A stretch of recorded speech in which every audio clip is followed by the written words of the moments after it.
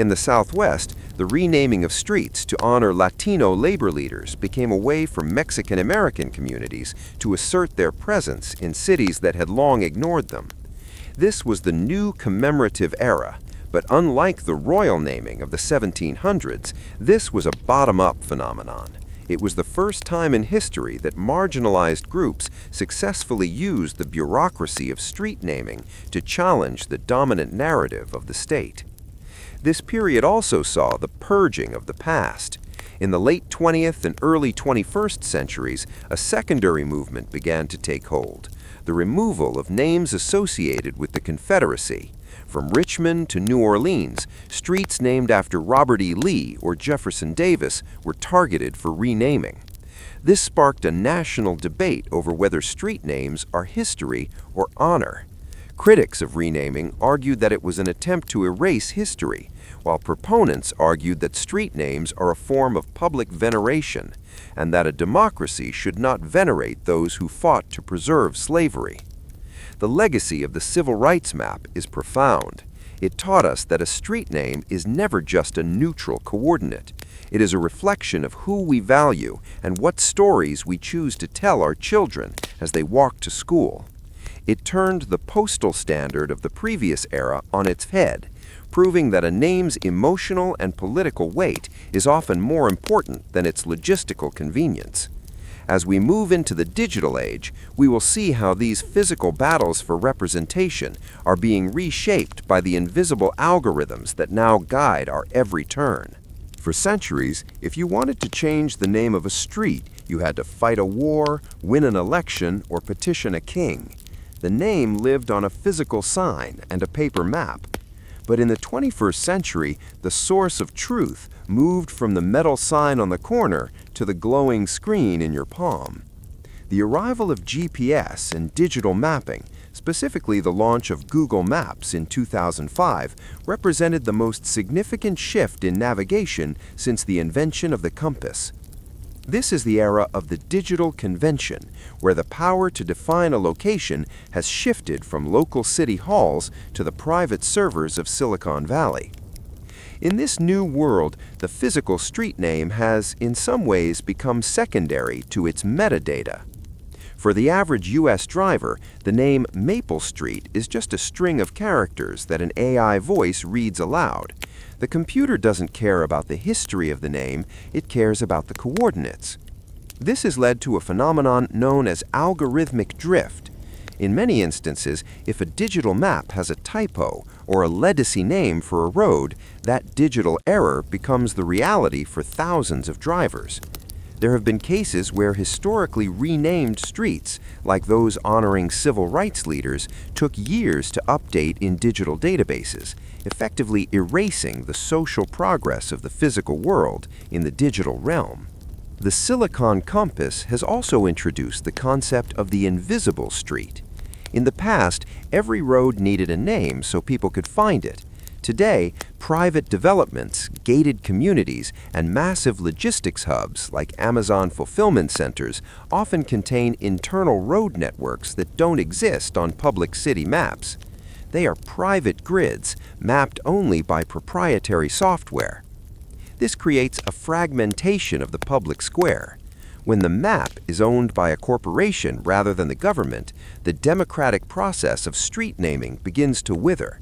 We are moving toward a future where street names might be replaced by location codes or digital pins that carry no historical or cultural weight at all.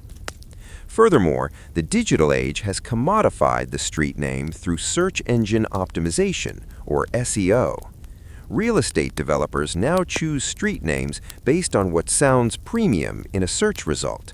A street name isn't just a location, it's a keyword. This has accelerated the trend of blandification, where neighborhoods across the U.S. are given identical, pleasant-sounding names, Vista Ridge, Stonehaven, Timberline, to appeal to a national market of homebuyers. These names are designed to be frictionless, offending no one, and evoking a generic sense of luxury. The digital map doesn't care if there are 5,000 Oak Lanes in America. It can find the right one instantly, which removes the old postal standard pressure to be unique. However, there is a counter-movement. As navigation becomes more automated, some communities are using the digital space to remap lost histories. There are now apps and digital layers that allow users to see the original names of streets, the Native American trails that preceded the grid, or the ethnic neighborhoods that were bulldozed for highways.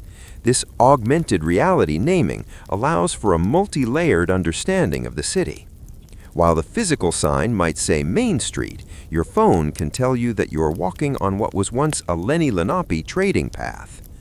As we look toward the future of autonomous vehicles, we face a strange paradox. If the car drives itself, does the street even need a name? To a self-driving car, a street is just a series of high-definition LiDAR points and logic gates. We are entering an era where the human connection to the name might disappear entirely, replaced by a machine convention. If that happens, the 2,000-year history of using street names to tell our stories might finally come to an end, replaced by the cold, silent efficiency of the code.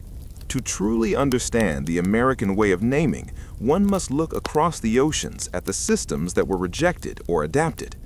While the United States leaned heavily into the numerical and grid conventions, other parts of the world developed naming systems that feel alien to the American mind. This comparison reveals a fundamental truth. Street naming is not just about geography, it is a reflection of a nation's soul. In Europe, the map is a sprawling autobiography. In Japan, it is a mathematical puzzle. And in the United States, it is a balance between a commercial ledger and a democratic monument. The most striking contrast is found in older European cities like London or Paris. In these places, the organic convention never truly died, it simply became permanent. A street name in London like Petticoat Lane or Ironmonger Row acts as a fossilized record of a 14th century economy. Unlike the US, where a main street is a predictable center of town, European streets often change names every few hundred yards as they pass through different historic parishes. To an American, this feels like chaos, a deliberate attempt to make navigation difficult. But to a European, the street name is a localized neighborhood anchor. It tells you exactly which micro-community you are in, whereas an American Fifth Avenue tells you only your coordinate in a massive anonymous hole. Even more radical is the Japanese system, which baffles most Westerners. In much of Japan, streets don't have names at all. Instead, the city is divided into blocks, chomi, and houses are numbered based on the order in which they were built. To find a location, you don't look for a street name, you'll look for a block number. This reflects a culture that prioritizes the area over the path. For an American traveler, the lack of street signs feels like a loss of identity. But for the Japanese, the street is merely the empty space between the important things, the buildings themselves. This highlights the American obsession with the road as a symbol of movement, freedom, and the journey. The U.S. system is also unique in its scalability. Because the U.S. was largely built during or after the Enlightenment, it adopted a future-proof style naming. European cities are closed systems. It is nearly impossible to add a new street to the center of Rome. But American cities like Chicago or Phoenix are open systems. Because they use numbers in a grid, they can expand infinitely. You can always add a 150th street. This reflects the American expansionist mindset, the belief that there is always more land, more growth, and more future. The street name isn't a historical record, it's a placeholder for growth yet to come.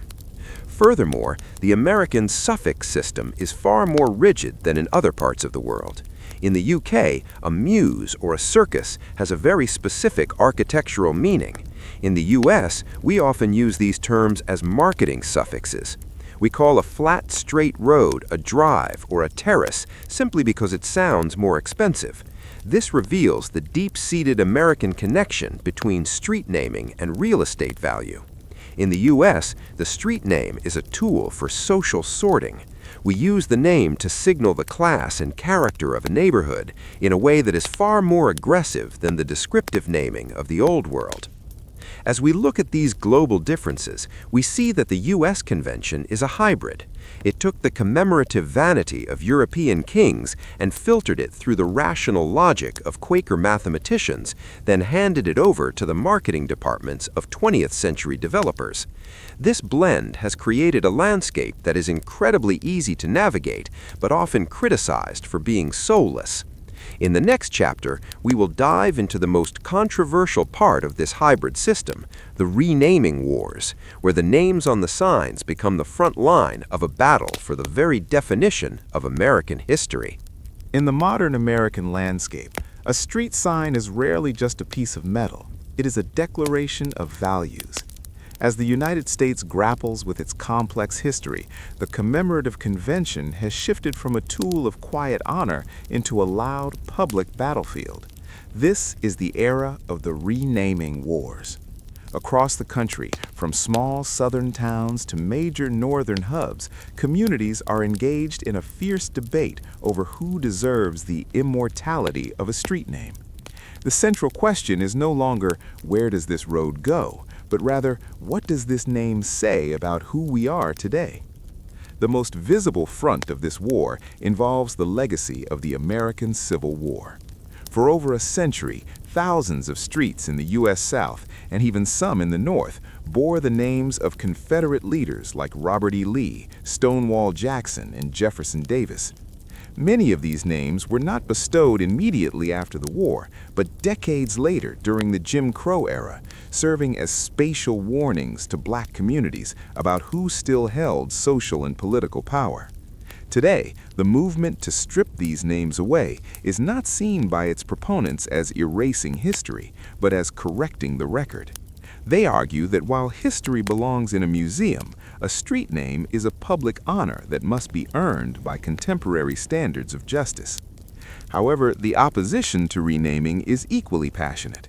Critics of the movement often cite historical continuity and the practical cost of change.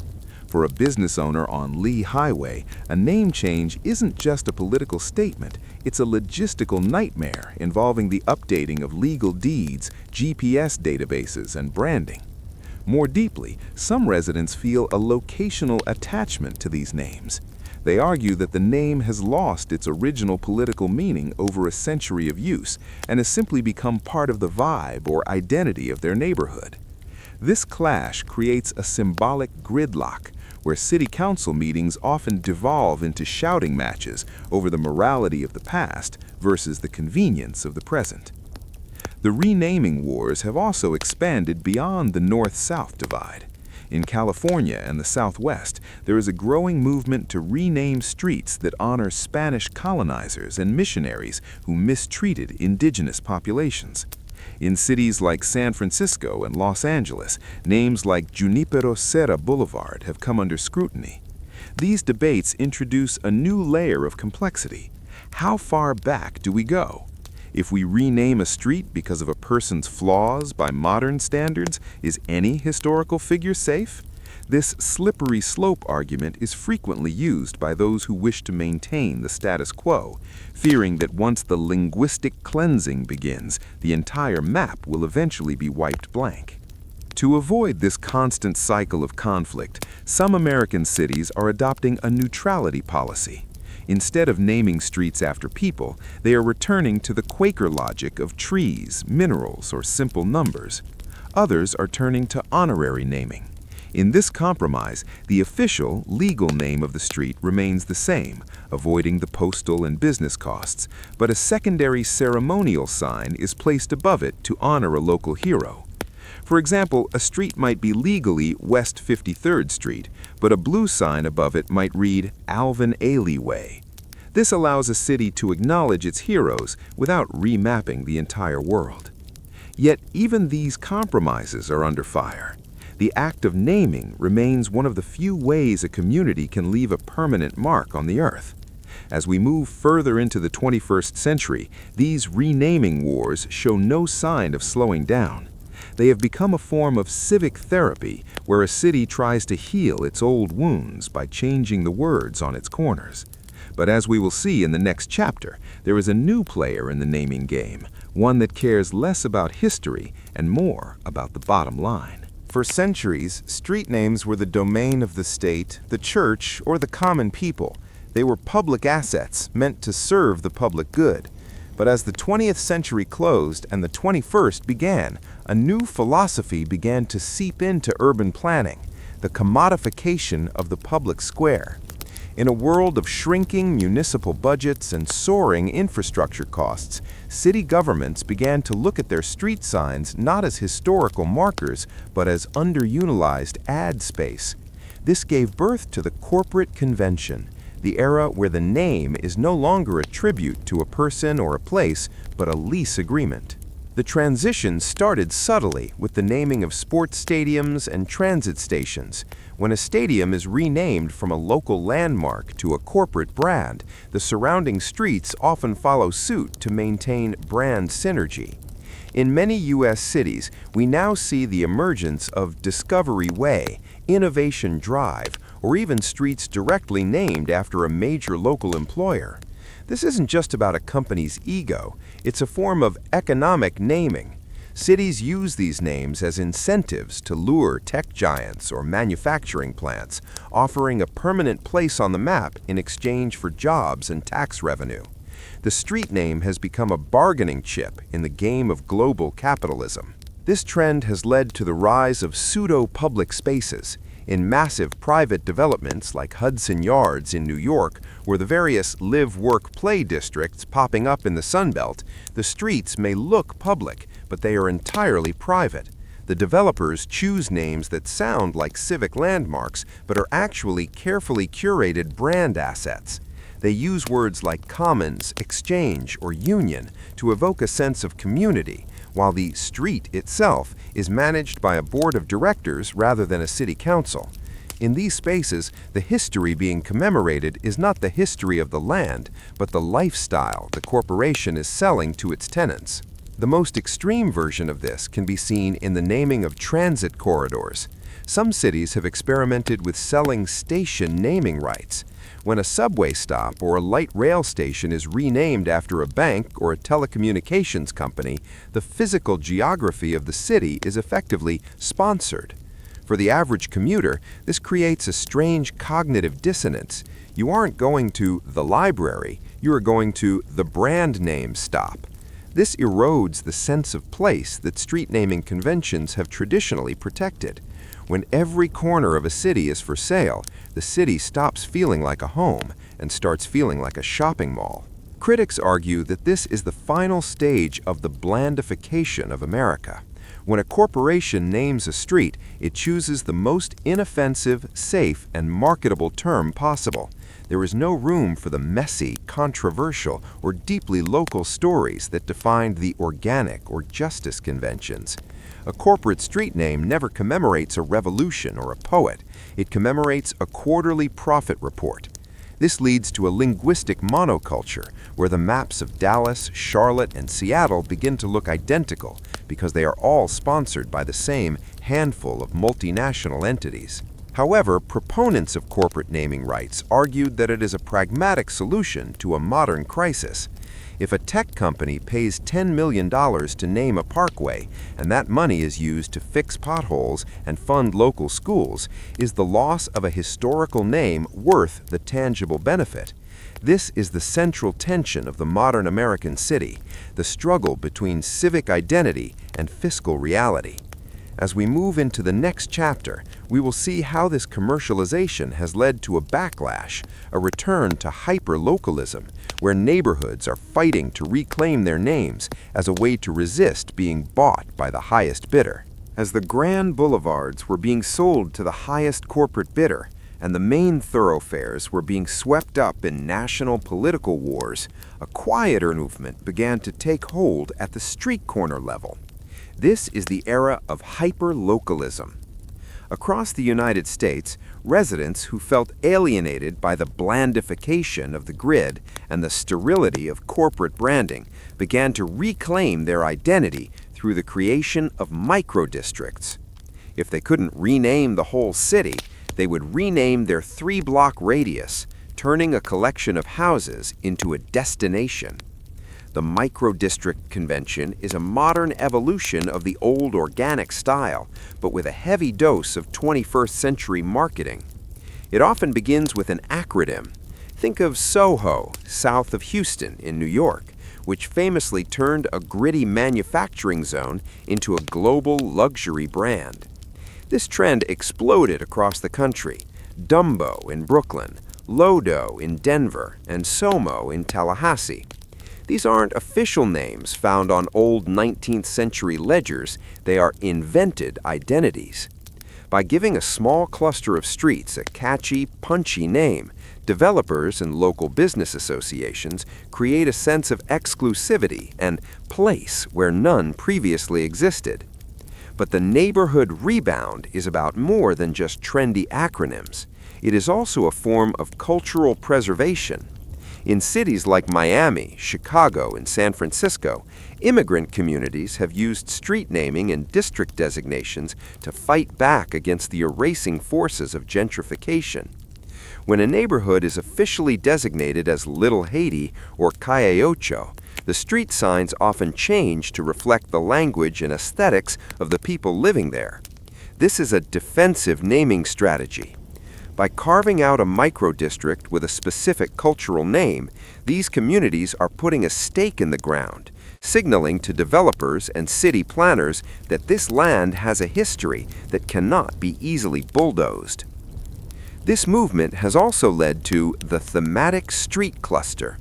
In new urbanist developments, planners are moving away from the random tree and number system and toward high-density clusters where every street name reinforces a specific local story.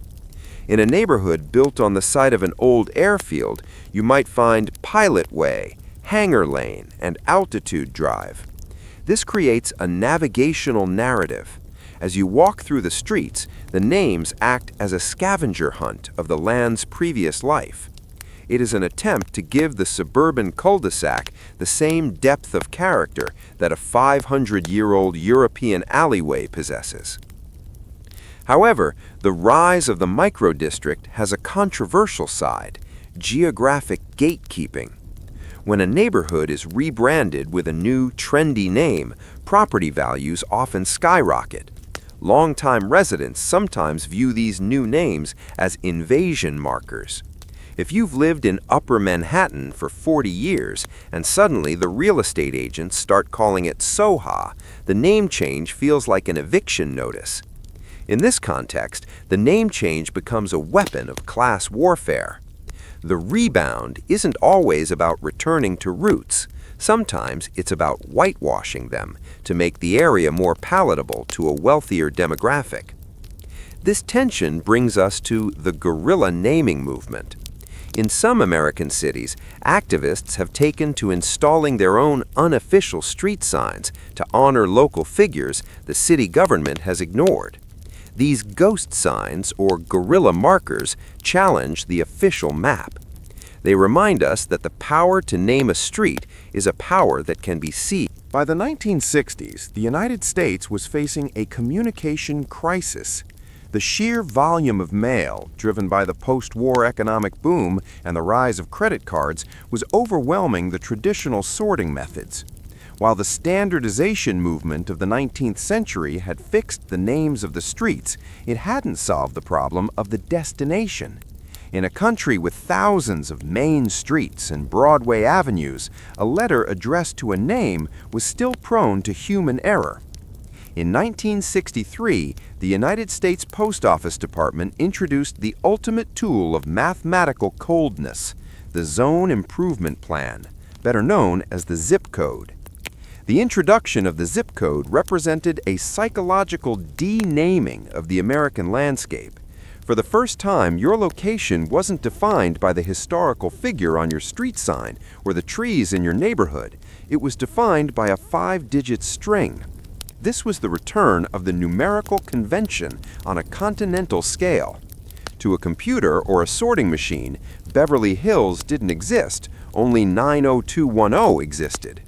This shift moved the identity of place from the tongue to the punch card. The name of the street became a secondary flavor added to the primary data point of the code. This era birthed a new kind of social hierarchy, zip code destiny. Because these numbers were designed for logistical efficiency, they often inadvertently followed or created economic boundaries. Marketers and insurance companies quickly realized that they didn't need to know the name of your street to know your income, your race, or your likelihood of buying a certain product. They only needed those 5 digits. In the American mind, the zip code became a more powerful brand than the street name itself. People began to identify as living in the 212 or the 310. The street name was where you lived, but the zip code was who you were in the eyes of the system. However, this mathematical rigidity created a locational friction. The zip code didn't always align with the organic or micro-district boundaries that people felt in their hearts. A single zip code could span a wealthy gated community and a struggling industrial zone, or it could split a historic neighborhood down the middle. This led to a strange phenomenon where residents would petition the post office not to change their street name, but to change their zip code. They understood that in the modern economy, a better number was worth more than a better name. The value of a home on Prospect Street could fluctuate wildly based purely on which numerical zone the post office decided it belonged to. This was the final victory of the functionalist over the romantic. The street name was now encased in layers of digital and numerical armor. Even as we entered the 20th century's end, the name was increasingly a legacy feature, a user interface for humans to feel a sense of home, while the code did the actual work of moving the world. This era proved that while humans love stories, the machines that run our lives prefer integers. Yet, even as we were reduced to 5 digits, the American spirit of naming as power found a new outlet. As cities became more crowded and the grid felt more like a cage, people began to look for ways to break the code. This led to the vanity naming of the late 20th century, where private individuals and developers began to realize that if you couldn't change the zip code, you could at least make the address sound like a kingdom. As the zip code and the digital grid reduced the American landscape to a series of data points, a new form of address ego began to emerge among the nation's elite. If you couldn't change the fact that you lived in a massive, numbered city, you could at least ensure your specific coordinates sounded like the center of the universe. This is the era of the vanity address. In cities like New York, Chicago, and Los Angeles, the street name and house number stopped being a way to find a building and became a luxury brand in itself. The ultimate prize in this game of cartographic upmanship is the number 1. Developers realized that 1 implies primacy, leadership, and ultimate success. This led to a wave of legal battles and city council petitions to change the official addresses of buildings. A famous example is 731 Lexington Avenue in Manhattan.